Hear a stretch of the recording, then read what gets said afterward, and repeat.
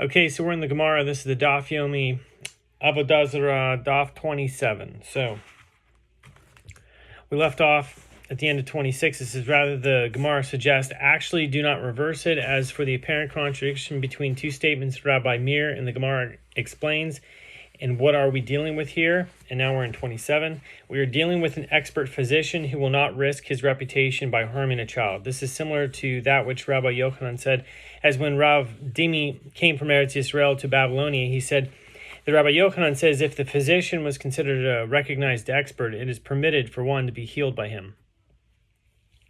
When Rabbi Meir said that an Armenian may circumcise a Jewish boy, he was referring specifically to a doctor who is known for his expertise. So we were talking about different things that you're permitted or prohibited for a Gentile or an idol worshiper, I should say, more or less, to do with them. And in this case, it was they're talking about Brit Milah, so circumcision. Okay, the latter clause of the Baraita states that Rabbi Yehuda maintains that a Samaritan may circumcise a Jewish infant. The Gemara asks, and does Rabbi Yehuda actually hold that it is permitted for a Samaritan to perform circumcision? But isn't it taught in Baraita, a Jew may circumcise a Samaritan, but a Samaritan may not be allowed to circumcise a Jew, because he circumcises him for the sake of Mount Gerizim? This is the statement of Rabbi Yehuda. So Rabbi Yoshi said to him, and where do we find that the mitzvah of circumcision from the Torah must be performed for the sake of fulfilling God's will? Rather, a Samaritan may continue to circumcise Jews until his soul leaves his body, until the Samaritan dies and there's no room for concern. But Rabbi Yehuda explicitly states above that circumcision may not be performed by a Samaritan. Rather, actually, you should reverse the opinions in the Baraita as we reversed them initially. And as for the difficulty raised with regard to one statement of Rabbi Yehuda against the other statement of Rabbi Yehuda, that opinion that a Gentile may not perform circumcision is actually the opinion of Rabbi Yehuda Hanasi. Conversely, the first Baraita, which is reversed and therefore cites Rabbi Yehuda as maintaining that an Armenian may perform circumcision, is referring to Rabbi Yehuda bar Eli. Accordingly, the different opinions reflect a dispute between Tanaim rather than a contradiction. The Gemara cites a proof that according to the opinion of Rabbi Yehuda Hanasi, a Gentile is not qualified to perform circumcision. As it is taught in a Baraita that Rabbi Yehuda Hanasi says, from where is it derived with regard to circumcision performed by a Gentile that it is not valid? The verse states, quote, and God said to Abraham, and as for you, you shall keep my covenant. So you, your seed, after you throughout their generations. Genesis 17, verse 9. It is stated that according to the opinion of Rabbi Yehuda, circumcision must be performed for the sake of fulfilling a mitzvah, whereas Rabbi Yoshi holds that no particular intention is necessary. The Gemara analyzes these opinions. Rav Hizda said, what is the reasoning of Rabbi Yehuda? As it is written, and when a stranger shall sojourn with thee, and will keep the Passover to the Lord, let all his males be circumcised. Exodus 12:48. It can be inferred from the verse that the males must be circumcised to the Lord. That is for the sake of fulfilling God's will. The Gemara asks, and what is the reasoning of Rabbi Yoshi? It is written, quote, he must be circumcised. Genesis 17:13. The usage of the doubled verb, himol, yimol. So the usage of the doubled verb teaches that circumcision may be performed by anyone. The Gemara asks, and according to the other sage, so Rabbi Yoshi, isn't it written, to the Lord, let all his males be circumcised, which indicates that circumcision must be performed for the sake of fulfilling God's will? The Gemara answers, that is written with regard to Passover. According to Rav Yoshi, the phrase to the Lord is referring to the previous mention of the Paschal offering rather than to circumcision. Accordingly, the verse should be read, quote, will keep Passover to the Lord. The Gemara asks, and according to the other sage, Rabbi Yehuda, isn't it also written, quote, he must be circumcised, himol yimol, indicating that circumcision may be performed by anyone. The Gemara answers, the Torah spoke in the language of people, so the double verb is the usual style of the Torah, which does not serve to teach a novel halacha. The Gemara continues discussing the issue of circumcisions performed by Gentiles. It was stated, from where is it derived with regard to circumcision performed by a Gentile that it is not valid? So Daru Bar Papa says in the name of Rav, this is derived from a verse, as it is stated, and God said to Abraham, quote, and as for you, you shall keep my covenant. So you and your seed after you throughout their generations. And Rabbi Yochanan says that it is derived from the verse, quote, he must be circumcised. So himol yimol. According to Rabbi Yochanan, this verse teaches that a Jew must be circumcised by one who is already circumcised. The Gemara asks, what is the practical difference between these two opinions? There is a practical difference between them with regard to a circumcised Arab or a circumcised hill person, so Gavnuni. According to the one who says that the halacha that a Jewish infant may be circumcised only by one who has been circumcised himself is derived from the verse, quote, he must be circumcised, so himol yimol. There is reason to permit an Arab or Gavnuni to perform the circumcision as they are circumcised, and according to the one who says that circumcision may not be performed by a Gentile is derived from the phrase, you shall keep my covenant. So there is no reason to permit an Arab or a Gibeonite to perform circumcision. The Gemara raised an objection. And is it so, according to the one who says it is derived from the verse, he must be circumcised, himol yimol, that a Jew may not be circumcised by a Gentile, that there is reason to permit a circumcised Gentile to perform circumcision. But didn't we learn in the Mishnah, Nedarim 31b, with regard to one who vows deriving benefit from those who are uncircumcised is konam for me. He is permitted to derive benefit from uncircumcised Jews because they are not regarded as circumcised. But he is prohibited from deriving benefit from the uncircumcised of the nations of the world. So apparently, even though some Gentiles are circumcised, they are nevertheless considered as those who are uncircumcised. Rather, there is a difference between them with regard to a Jew whose brothers died due to circumcision, and as a result, they did not circumcise them. So according to the one who says that the halacha is derived from the verse, and as for you, you shall keep my covenant, there is reason to permit such a person to perform circumcision as he is a Jew. So basically, they're saying for medical reasons, let's say somebody who their siblings died because they were circumcised, like a rare medical condition or something like that, and that person, they didn't circumcise him on advice, is he permitted to circumcise somebody else because he's not circumcised even though he's a Jew? Okay, so the Gemara rejects this suggestion as well. And is it so that according to the one who says that the halacha is derived from the verse, he must be circumcised, himol yimol, there is no reason to permit an uncircumcised Jew to circumcise? But didn't we learn in the Mishnah in Nedarim 31b, with regard to one who vows deriving benefit from those who are circumcised is konam to me, but he is prohibited from deriving benefit even from uncircumcised Jews, and he is permitted to derive benefit from the circumcised of the nations of the world. Apparently, even though some Jews are not circumcised, they are nevertheless considered as those who are circumcised. Okay, now, rather there's a difference between these two opinions with regard to a woman. According to one who says that the halacha is derived from the verse, and as for you, you shall keep my covenant, there is no reason to permit a woman to perform circumcision, as a woman is not subject to the mitzvah of circumcision, and therefore she is not included in those who must keep God's covenant. And according to the one who says that the halacha is derived from the verse, he must be circumcised, himol yimol, there is reason to permit a woman to perform circumcision, as a woman is considered as one who is naturally circumcised. The Gemara raises a difficulty against this explanation. And is there anyone who says that a woman may not perform circumcision? But isn't it written, then Zipporah took a flint and cut off the foreskin of her son? Exodus 4:25. This verse explicitly states that a circumcision was performed by a woman. The Gemara answers that one should read into the verse, and she caused to be taken, that is, she did not take a flint herself, but isn't it written, and she cut off? Vatichrot. Read into the verse, and she caused to be cut off. Vat tachret. As she told another person to take a flint and cut off her son's foreskin, and he did so. The Gemara provides an alternative explanation, and if you wish, say instead, she came and began the act, and Moses came and completed the circumcision. Okay, so the Mishnah discusses the issue of accepting certain professional services from a Gentile. So one may be treated as Gentiles provided that it is monetary treatment, but not personal treatment. Okay, one may be treated by Gentiles provided that it is monetary treatment, but not personal treatment. And one may not have his hair cut by them anywhere, due to the danger that the Gentile will kill him with the razor.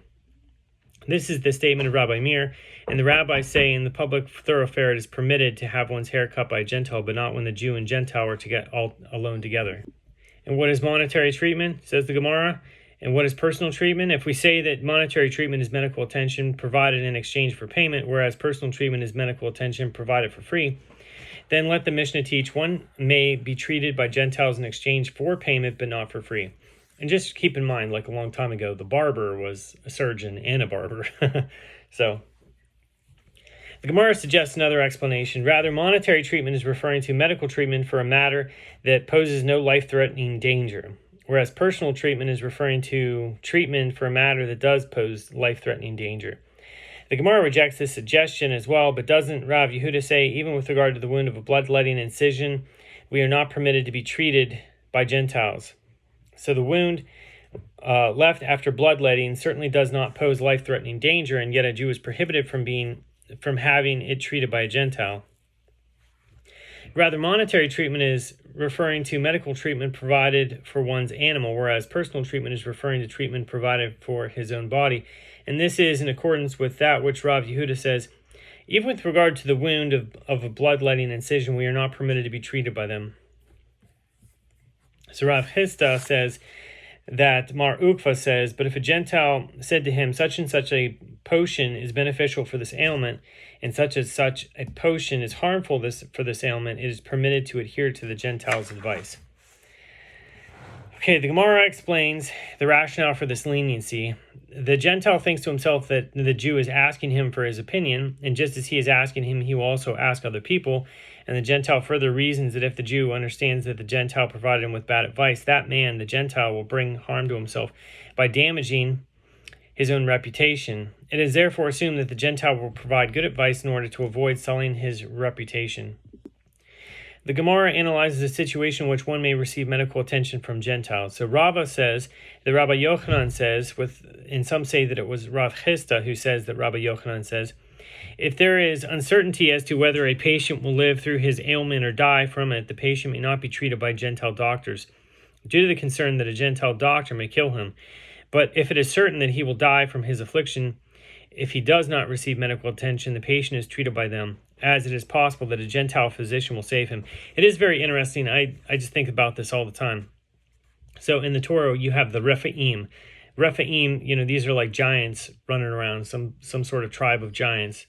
But basically, their name means healers. And it's interesting because, they were like ancient enemies of the nation of Israel.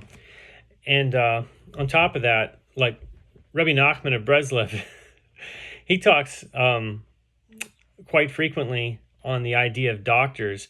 He says that doctors are assistants to the angel of death. And we see this in our time too. Like everybody went through the COVID stuff, and you see how much they lie to you, and like their solutions for things cause people harm, and it's all to make them enriched, to make them big, like Rephaim, right? These are big people. They've got big egos, and they don't do it for the care of people. They do it for the dollar, right? If you took away their and made them do their services for voluntary, they would not do it. Whereas there's many of us that, if we had to volunteer to do our job, we would do our job. But, most of the doctors out there, it's like they don't, they would not do it for voluntary, if they weren't going to get paid big bucks for it, then they'd get into something else, some other trade. Same thing with other people in the industry. And it's all, the medical industry is based in fear. It's all based in fear. And Hashem says, I command you to be strong and bold. Do not be afraid or scared, for the Lord your God is with you wherever you go. You're not supposed to be living your life in fear, but that's what they do. Every treatment, everything that they do for you is marketed to fear. And Rabbi Nachman says that that doctors or physicians, whichever you want to call it,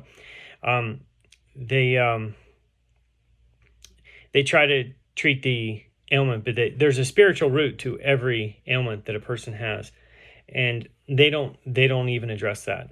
And I mean, we see that today where people have physical problems, but what manifests as a physical problem is something else in their life. It could be psychological. It could be, you could say a lot of times spiritual too. And they don't address any of that. They barely even scratch the surface. Yeah. So anyway, just a little side note. I think it's hilarious that Rabbi Nachman, considered doctors the assistants to the angels of death, because they kill, statistically, doctors kill more people than anything else. Like, the leading cause of death is like medical treatment. So anyway, the Gemara challenges, even if it is certain that a patient will die if he is not treated, nevertheless, there is value in temporal life. That is, it is preferable for the Jew to live as long as his ailment permits, rather than risking a premature death at the hands of a Gentile physician. So the Gemara explains, we are not concerned with the value of temporal life when there is a possibility of permanent recovery, and therefore it is preferable to receive medical attention from a Gentile despite the risk involved. The Gemara asks, and from where do we say that we are not concerned with the value of temporal life? As it is written with regard to the discussion held by 4 lepers left outside a besieged city. Quote, if we say we will enter into the city, then the famine is in the city, and we will die there. And if we sit still here, we also die. Now therefore come, and let us fall unto the host of the Armenians. If they save us alive, we will live. And if they kill us, we shall but die. 2 Kings 7:4. The starving lepers decided to risk premature death rather than waiting to die of starvation. The Gemara asks rhetorically, but isn't there temporal life to be lost, in which case it would be preferable for the lepers to remain in their current location? Rather, is it not apparent that we are not concerned with the value of temporal life? The Gemara raised an objection from a Braita. A person may not engage in dealings with heretics, and one may not be treated by them, even in a case where it is clear that without medical attention, one will experience only temporal life. The Braita relates an incident illustrating this point. There was an incident involving Ben Dama, son of Rabbi Yishmael's sister, in which a snake bit him. And following the attack, Yaakov of the village of Shechaya, who was a heretic, a disciple of Yeshu HaNotzri, came to treat him. But Rabbi Yishmael did not let him do so, and Ben Dama said to him, Rabbi Yishmael, my brother, let him treat me, and I will be healed by him. And I will cite a verse from the Torah to prove that accepting medical treatment from a heretic is permitted in this situation. But Ben Dama did not manage to complete the statement before his soul departed from his body, and he died. So Rabbi Yishmael recited with regard to him, fortunate are you, Ben Dama, as your body is pure and your soul departed in purity, and you did not transgress the statement of your colleagues who would state the verse, quote, and who breaks through a fence, a snake shall bite him. Ecclesiastes 10:8. That is, one is punished for ignoring an ordinance of the sages. This incident indicates that it is not permitted for one to accept medical treatment from a heretic, even if it is clear that without it, he will live only a short while. So the Gemara explains, heresy is different as it is enticing. In other words, it is prohibited to accept medical treatment from a heretic, as one might come to be drawn after his heresy.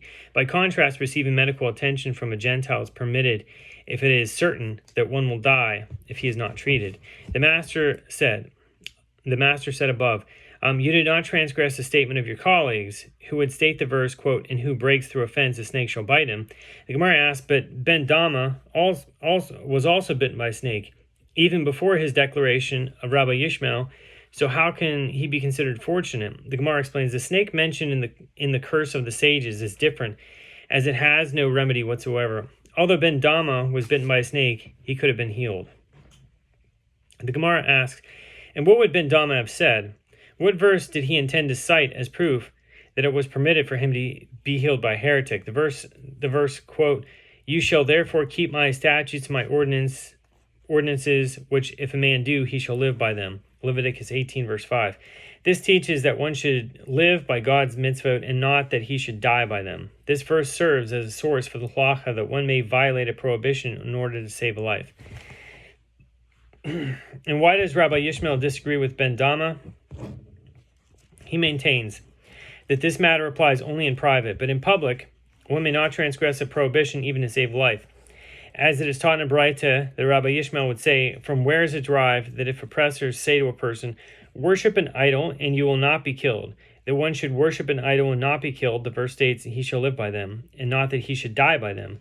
One might have thought that this applies even in public. Therefore, the verse states, and you shall not profane my holy name, Leviticus 22:32.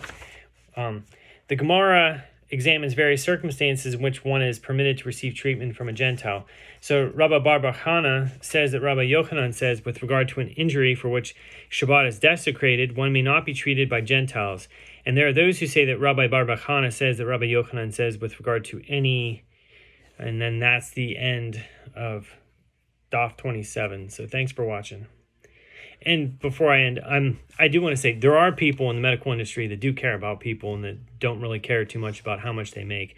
And I've seen them because they typically are associated with like alternative stuff where they're willing to go and like open up a practice where they're actually healing people and like helping people. So it's not that all healers are assistants to the angel of death, but the people who peddle the fear and are trying out there to make the money and all that, yeah, definitely. They're just like the Rephaim. They're big to themselves and they're trying to be big to the rest of the world. All right, there we go. Good night.